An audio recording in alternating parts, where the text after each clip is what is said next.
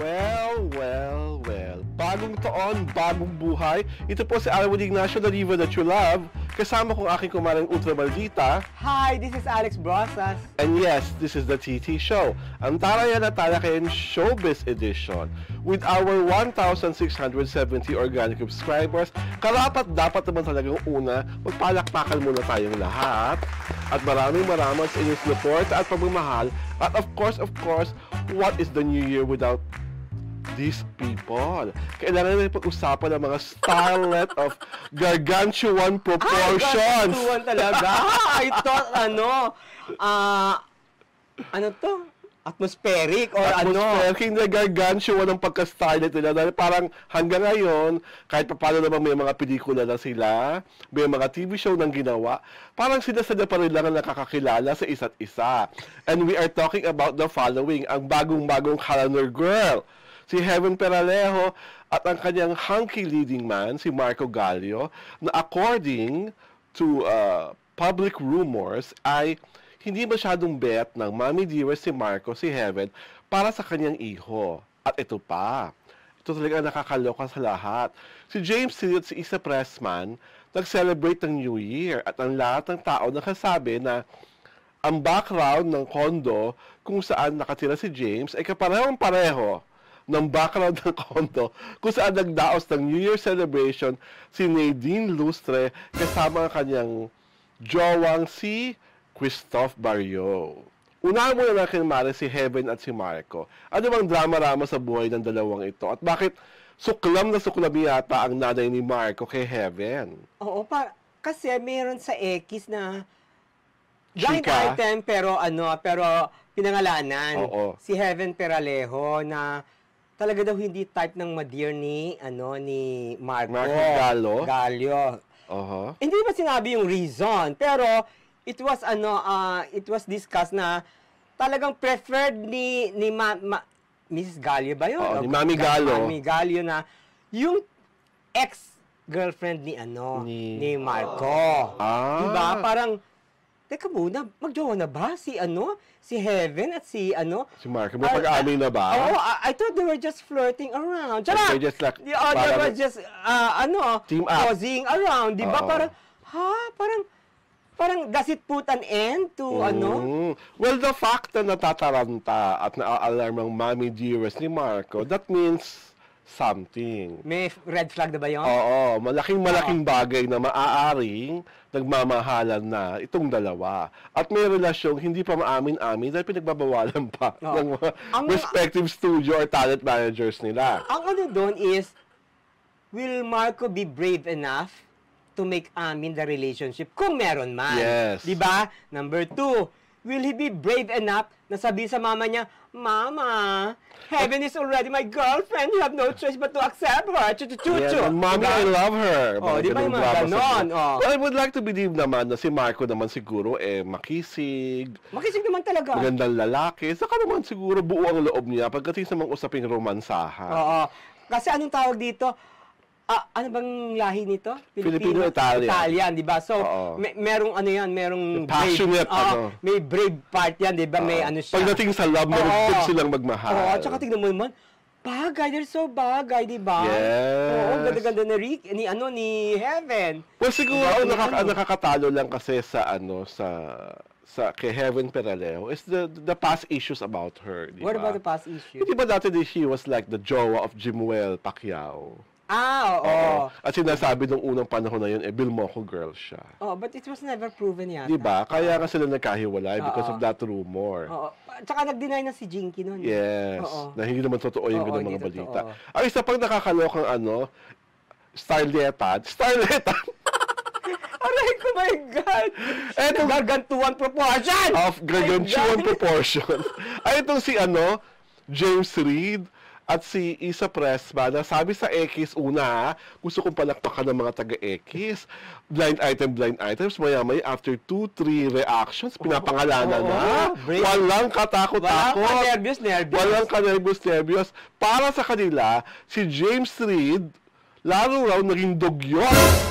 Nagmukhang poor. Nagmukhang deskamisado. Simula lang naging jowa ang babaeng parang hindi naliligo.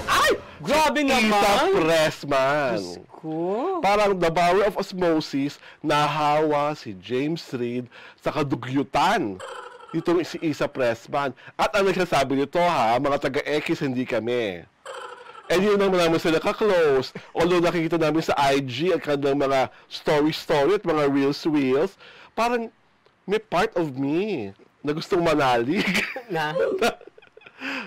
Parang yun nga, na walang star value ni James. Hindi, nabawasan ng konti. Based on what I saw. Diba? Parang nabawasan ng konti yung star value. At parang medyo pumayat siya. Oo. Na hindi akma sa kanya. Oo. Diba? Well, baka naman kayo nagpapayat si James kasi nga, di ba, sigaw na sigaw sa X na hindi siya gifted. Ay! So, pag medyo pumayat siya, mumukhang malaki. Ganun ba yun? Diyos ko, grabe My God! I refuse to believe that, analysis, Hindi ka niniwalang, hindi ka niniwalang, parang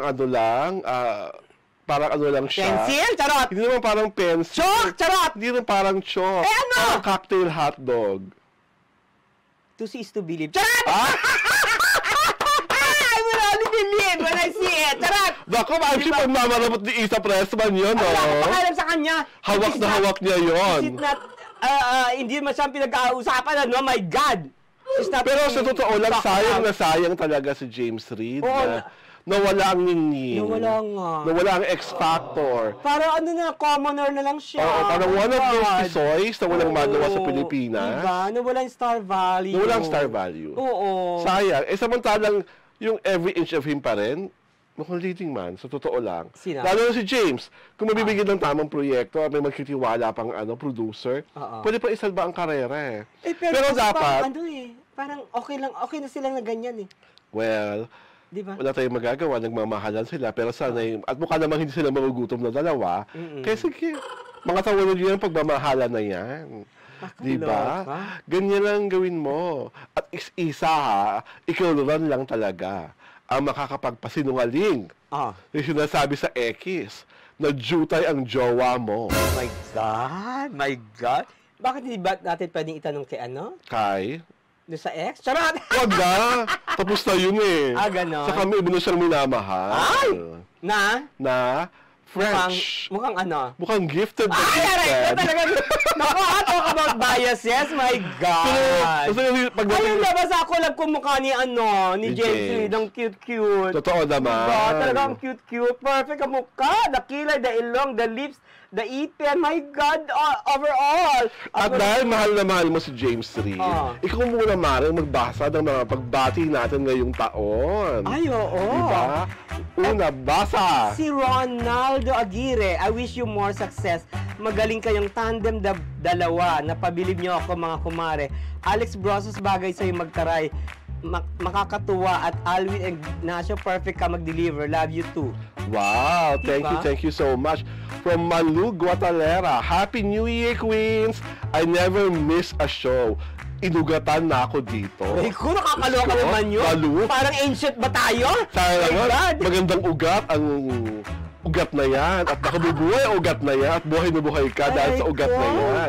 Basa, Mare. From Jancy Mendoza, love this talk show. And we love you as well, Jancy. And from a seasoned reporter before, si Rod Samson, si Rodolfo Samson, great analysis, mga atche. Ay, teka, before I forget I would like to greet tawag dito. Charles Yulo. Happy birthday belated kasi Saturday to magi-airing and Thursday yung birthday mo, January 4. We wish you all the best. All the luck in the world. Yes, and of course January 6 episode to happy birthday Ate Sharon Cuneta, the one and only megastar. Birthday mo today. At sa pagkakatanda ko, 58 years old ka na. Ha? Oo. I thought 57 lang 57 lang ba siya? I think 57. Kung 57 or 58, mukha ka naman 62. Ay! Sabi ka naman! Paul, pumayat na siya, no? Ay, naku! So, Paul, pumayat, nagmukhang bata. Hindi! Pumayat siya! siya. So, Hindi ako naniniwala. Nagkaano na nga gumano na yung pisngi eh. Maraming salamat sa kunturi sa nagme-make up. Ay! Kuntulang ba yun? Diyos ko, At dahil dyan, ito po si Arwood Ignacio, Diva That You Love. Kasama ko ang aking kumarang ultra maldita. Hi, this is Alex Brosas. Ito po ang The TT Show, ang Tarayan na Talakayan Showbiz Edition.